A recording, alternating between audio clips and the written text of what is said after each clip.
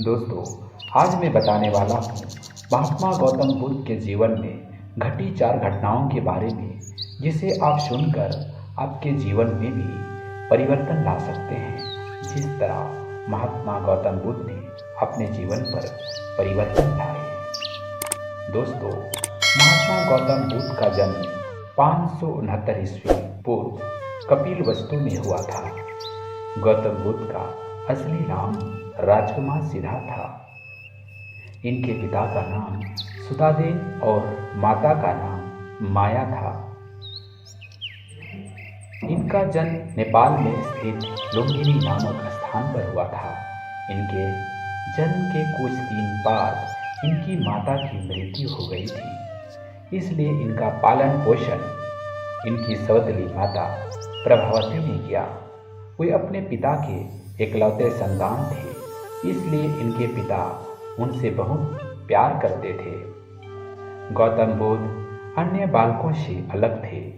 माना जाता है कि सभी बच्चे नटखट और चंचल होते हैं, पर बुद्ध बचपन से ही शांत और गंभीर स्वभाव के थे। वे बहुत कम बोलते थे। एकांत में बैठना उन्हें अच्छा लगता था। वे सदा चिंतन में लगे रहते थे। बुद्ध ज्यों-ज्यों बड़े होने लगे, त्यों-त्यों उनके स्वभाव में परिवर्तन आने लगा। भगवान बुद्ध का जीवन और उनके विचार आज भी प्रासंगिक हैं। बुद्ध के प्रेरणादायक जीवन दर्शन का जन जीवन पर अमिट प्रभाव रहा है। दोस्तों, आइए जानते हैं वे घटना के बारे में जो सिद्धार्थ को संसार में बांध कर न रख सकी। दोस्तों, एक दिन की बात है। बसंत ऋतु में एक दिन सिद्धार्थ बगीचे की सैर पर निकले। उन्हें सड़क पर एक बूढ़ा दिखाई दिया। उसके दांत टूटे हुए थे, बाल पक गए थे, शरीर टेढ़ा मेढ़ा हो गया था। हाथ में लाठी पकड़े धीरे धीरे कांपता हुआ वह सड़क पर चल रहा था। ये बूढ़े आदमी को देखकर सिद्धार्थ के मन को बहुत विचलित किया। फिर वे दूसरे दिन सिद्धार्थ कुमार ने जब बगीचे की सैर पर निकले तो उनकी आंखों के आगे एक रोगी आ गया। उसकी सांस तेजी से चल रही थी, कंधे ढीले पड़ गए थे, बाहें सूख गई थी, पेट फूल गया था, चेहरा पीला पड़ गया था। दूसरे के सहारे वह बहुत मुश्किल से चल पा रहा था। इससे भी देखकर सिद्धार्थ बहुत दुखी हुए। तीसरी बार सिद्धार्थ को एक अर्थी मिली। 4 आदमी उसे उठाकर लिए जा रहे थे। पीछे पीछे बहुत सारे लोग थे। कोई रो रहा था, कोई छाती पीट रहा था, कोई अपने बाल नोच रहा था।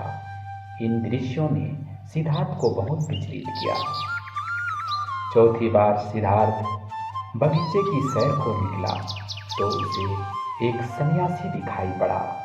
संसार की सारी भावनाओं और कामनाओं से मुक्त प्रसन्नचित्त सन्यासी ने सिद्धार्थ को आकृष्ट किया और मन में उन्होंने सोचा, धिक्कार है जवानी को जो जीवन को सुख लेती है, धिक्कार है स्वस्थ को जो शरीर को नष्ट कर देता है, धिक्कार है जीवन को जो इतनी जल्दी अपना अध्ययन पूरा कर देता है। क्या बुढ़ापा, बीमारी और मौत सदा इसी तरह होती रहेगी? स्वयं उन्हें प्रसन्नचित्त सन्यासी ने आकृष्ट किया और वे संसार के मोह बंधन से मुक्त होकर त्याग के रास्ते पर निकल गए और घोर तपस्या करके बुद्धत्व को प्राप्त किया। संसारिक सुखों में उन्हें कोई रुचि नहीं रही। हृदय में बालक के भाव पैदा होने लगा। पुत्र के इस स्वभाव को देख महाराज सुदोदेव को बहुत चिंता होती थी। संसारिक सुखों से उनका मन हट गया था। उन्होंने जीवन के रहस्य को जानने के लिए संसार को छोड़ने का निश्चय किया।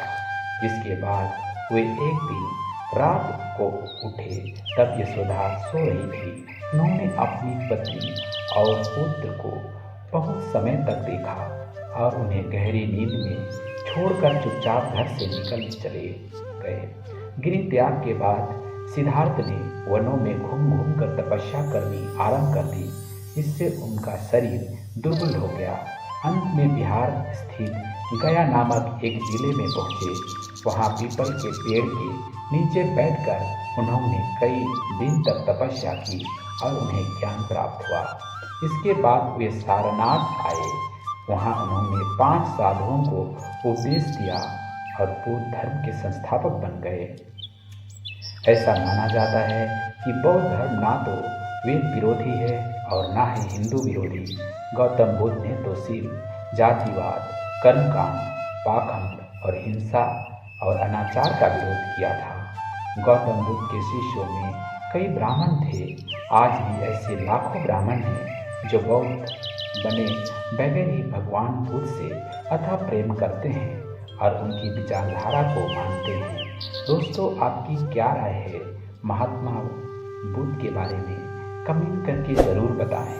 दोस्तों, अगर यह मेरा वीडियो आप लोगों को पसंद आया तो मेरे चैनल को लाइक, सब्सक्राइब और शेयर करना ना भूलें।